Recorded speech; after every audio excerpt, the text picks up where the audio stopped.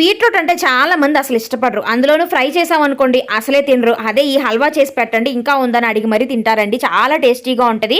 మా ఇంట్లో కూడా అంతే అనమాట. ఇక్కడ నేను పావు కేజీ బీట్రూట్లు ఫ్రై చేసినా మిగిలిపోద్ది కానీ ఇక్కడ కేజీ బీట్రూట్లు హల్వా చేసినా అస్సలు మిగలదు.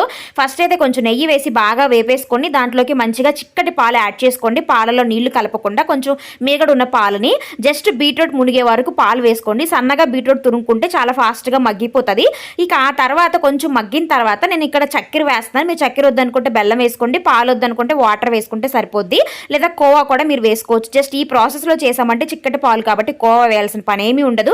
చక్కెర బాగా మరిగి బాగా పాకంలాగా తయారయ్యి జిగురు జిగురుగా భలే ఉంటదనమాట. ఇలా వచ్చిన తర్వాత మీరు కొంచెం ఇలాచీ పౌడర్ వేసుకోండి.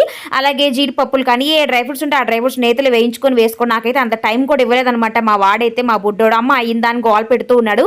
ఫైనల్‌గా అయితే టేస్ట్ అయితే సూపర్‌గా ఉంటది. ట్రై చేయండి. వీడియో నచ్చితే ఒక్క లైక్ చేయండి.